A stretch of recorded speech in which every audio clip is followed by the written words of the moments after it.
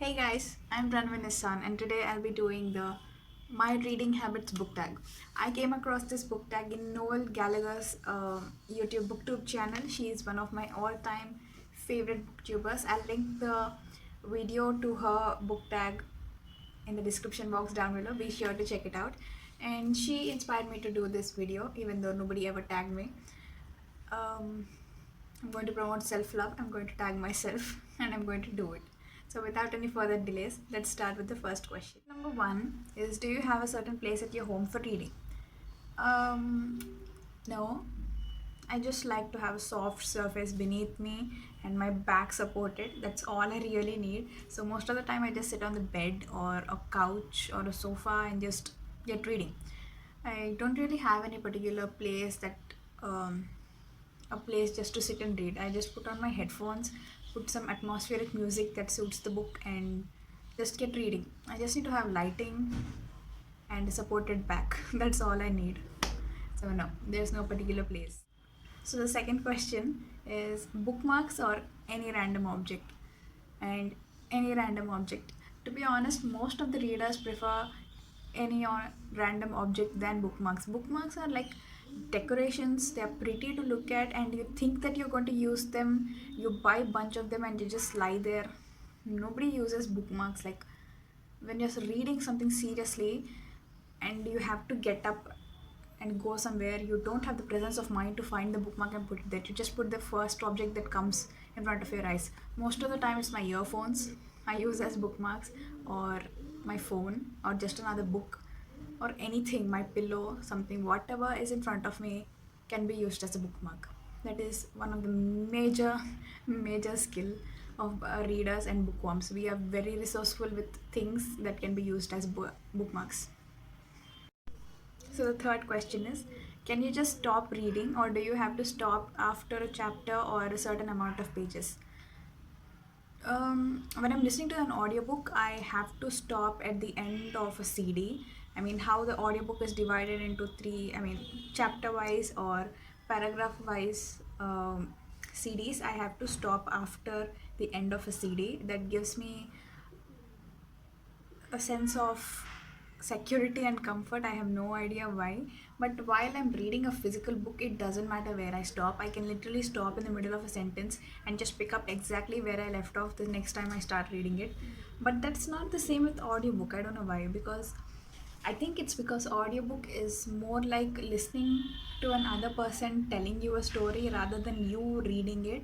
So it feels very incomplete if you stop it in the middle of a sentence or a paragraph or even a chapter. So audiobooks, I wait until the chapter is done or the CD is done. Like in the CD, I mean the track. But when I'm reading physical books, I just stop wherever I feel like stopping. Is that weird? Do you do that too? Let me know in the comments. Question number 4. Do you eat or drink while reading? I don't eat. I drink tea or hot chocolate when I'm reading. I have this weird thing where I cannot read while I'm eating. I have to be watching How I Met Your Mother or Modern Family whilst eating. I, I, I don't know how to explain this, but I somehow developed the habit of watching things while I was eating. It started with breakfast. When I used to go to school or college, that was the only time I was free to do things I liked. So while eating breakfast, I used to watch a few of my favorite shows. So after years have passed, my mind is set in a way that I will eat only when there's Modern Family or How I Met Your Mother or Gilmore Girls or Broke Girls going on. It's just the way I am. But drinking, most often I prefer to drink green tea whilst reading. So drinking I don't have an issue, but while reading I have to drink tea. But eating I can't read. I don't know why. I mean, I can force myself to read, but I don't like doing that. And the reason this question is asked is because people have the anxiety that they'll throw something on the book, they'll spill something on the book, and I don't have that anxiety. I can spill things on books. Like, it's fine. That the print is not going to vanish. The print is still going to be there. And it gives the book a certain character, especially when you spill hot chocolate or coffee on your book. It gives the pages that beautiful brownish old look, and it's gorgeous. I mean, I'm not enthusiastic about spilling things on books, but if it does happen, I'm not particularly mad about it. Question: multitasking, music or TV while reading? I answered this even before. Music. I love to listen to atmospheric music while reading. Uh, Most usually, I go on Spotify. Spotify has a playlist for every kind of genre there is. When I'm reading adventure, there's an adventure playlist going on, and when I'm reading science fiction or spacey things, there's a space playlist going on. It's got a playlist for everything. And music, it just transports me to to a completely different place. Like reading and watching shows and all helps me build a beautiful world in my head. Like, I swear my head is the most amazing place to live in. And I build up this whole great world from all the stories I listen and watch and read. And the gateway to those beautiful worlds is music. Music just teleports me from this world to all the worlds in my head. And I cannot imagine living without music. I can live without anything else. I think I can live even without reading because all the stories are already in my head. But I cannot live without music because music is the only way I can reach those stories. Music is a huge part of my life, as huge as reading and listening to stories is. Music, not songs. I mean, songs are great, songs are amazing, wonderful, but music is just unbeatable. I'm really digging this look. Sixth question: one book at a time or several at once? Several at once. I at least read three books at once. One is a physical copy, and one would be an audiobook, and the other would be an ebook. All three from different genres because I like several books at once, but not from the same genre. Like, I have to keep tabs of everything that's going on in the different books. So in order for them to not mix up and for the details to not get muddy and all, I need to keep them separate. Like, if I'm right now, I'm reading 11/22/63 by Stephen King. It's a historical fiction slash romance slash adventure kind of thing. So on the other side, I'll have to read something very intense, dark, gothic fantasy, and there's no way those two can mix up. And while I'm reading this, I listen to a book. Question, and I don't know why this is even a question: reading at home or reading everywhere? Like, duh, I'm a reader. I read everywhere. I read at home. I read. I read everywhere. When I'm in the car, I'm reading. When I'm walking, I'm listening to an audiobook. When I'm in the college, like, sometimes I read under the bench, but not all the time. And I'm reading everywhere. You you won't find a place where I didn't read at least once. I mean, why is this even a question? Like, readers read everywhere. So eighth question is reading out loud or silently in your head. Um, Usually I read in silently in my head, silent reading and all. When I was growing up in school, I was taught to read silently. I mean, I think most people read silently in their heads, but when I come across uh, extraordinarily beautifully written passage or a sentence or just a word or something, I read it out loud several times because it's like so amazing to come across something it is written in such a magical and wonderful way. Like, all the words are out there in the universe, and someone managed to arrange them in the most magical form. You just have to read it out loud. And this usually happens to me with John Green and Dan Brown, Stephen King, um, many such authors. I can't remember them. Of course, I can't remember them in front of camera. Yeah, so I most of the time I'm silent reader. But when I come across a great sentence or a passage, I read it out loud and close the book and stare at the wall and reflect on what I just read and how amazing it is. If you ever come across something great, you have to do that. You have to stop reading and look at the wall and think about what you just read, because that line deserves that. That author deserves that minute of silence and reflection. So the ninth question is, do you read ahead or skip pages? I never skip pages. That is like, it's a huge crime in the reader world that I will never commit. Reading ahead though, I don't actually read ahead, but for example, I'm on page 150 in this book. So I just turn the pages and go to a random page and read the first line. I have no idea why I do it. It's like to see if I can link that page to this page. Like, I have no idea why I do it. It's like I don't want to be happy. I want to spoil the story for myself. Randomly, I go to page 606 and just read the first line, and I'll be like, whoa, I did not get even a word of that. So the story is going to be good. It's like I want to spoil the story. It's like I don't want to enjoy the book.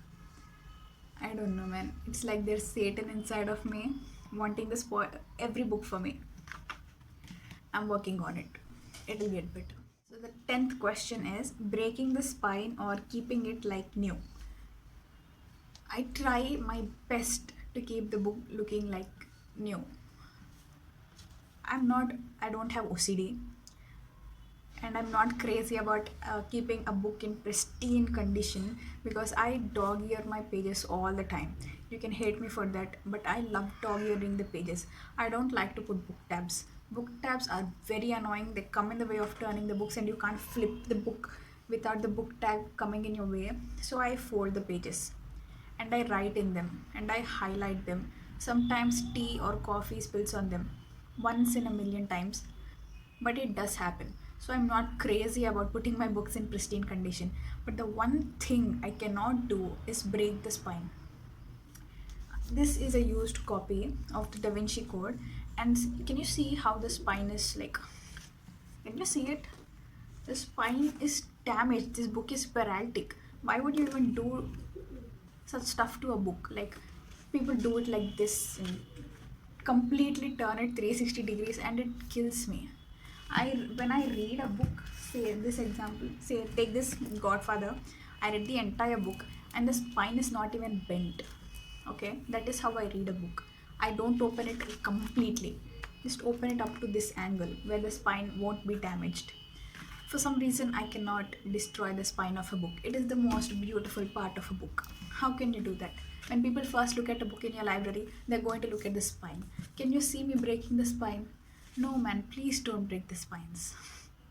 It's like I'm advertising for Blue Cross or to save puppies, but this is just as important.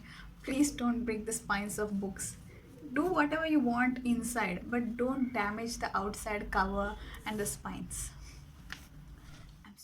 So the last question, which is the 11th question, is do you write in your books? And yes, I do write in my books. When I read something and it makes me feel a certain way, I have to express it. I have to express it to the book. Like, writing in a book is like talking to a person. I write how I feel, um, how that passage or that chapter or even that sentence made me feel. And after a few years or a few days, when I reread that book and that certain chapter, I can see how different of a person or how similar of a person I was few years or few days ago. And I love it when I buy used books and people write in them, because it's like getting to know a person without even speaking to them. Like when people highlight their favorite chapters, favorite lines or words, it's heart touching to me. I don't know why, because but it's so personal and it's so um, beautiful. Like, I highlight in my books all the time. Every color of highlighter has a different significance. If I highlight in blue, it might mean a character. If I highlight in pink, it might mean a quote. I just love doing it. I love it when other people do it too. When you write how that book made you feel, that is all I want to know. Like, you're getting to know the person's most private and inner thoughts without even speaking to them, and that is so intimate and amazing.